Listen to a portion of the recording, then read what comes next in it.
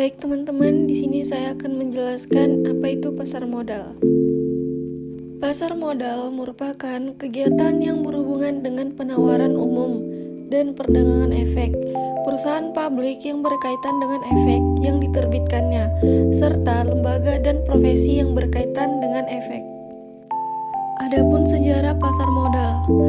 Pasar modal ini merupakan yang tertua keempat untuk tingkat Asia setelah Bombay, Hong Kong, dan juga Tokyo.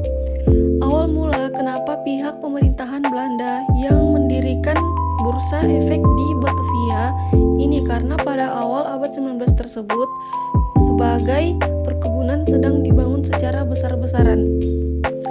Agar proses pembangunan bisa berjalan dengan baik, maka pemerintah kolonial Belanda tentu saja membutuhkan modal.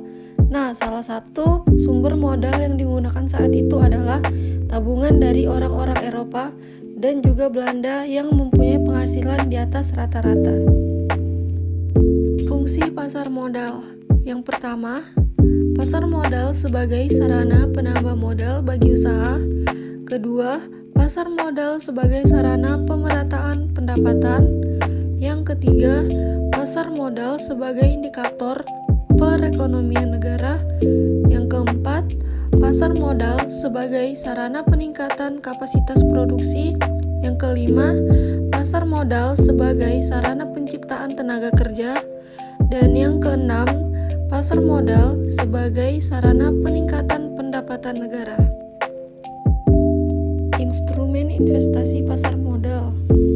Ada modal, reksadana, surat utang atau obligasi, exchange traded fund atau ETF, yang terakhir ada derivatif. Adapun manfaat pasar modal. Pasar modal memiliki manfaat bagi emiten. Emiten sendiri bisa diartikan sebagai pihak yang melakukan penawaran umum, yaitu penawaran efek yang dilakukan oleh emiten untuk menjual efek kepada masyarakat berdasarkan tata cara yang diatur dalam peraturan undang-undang yang berlaku, maupun untuk para investor. Manfaat pasar modal sendiri terbagi dua. Yang pertama adalah manfaat pasar modal untuk emiten. Untuk emiten sendiri terbagi 5. Yang pertama, jumlah dana yang dapat dihimpun berjumlah besar. Yang kedua, dana tersebut dapat diterima sekaligus pada saat pasar perdana selesai.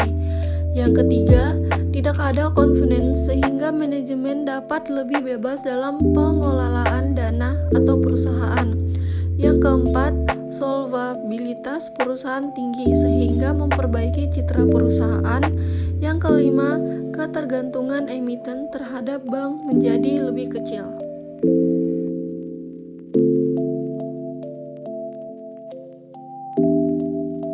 Yang kedua, ada manfaat pasar modal untuk investor, yaitu terbagi atas 3. Yang pertama, nilai investasi berkembang mengikuti pertumbuhan ekonomi. Peningkatan tersebut tercermin pada peningkatnya harga saham yang mencapai capital gain.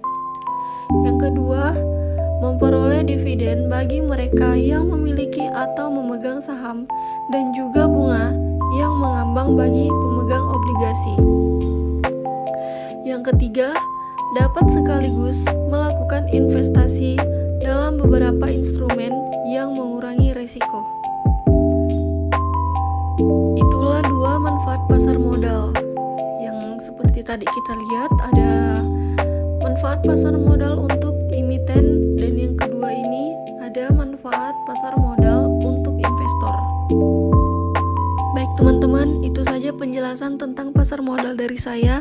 Kurang lebihnya mohon dimaafkan. Dan sekian, terima kasih.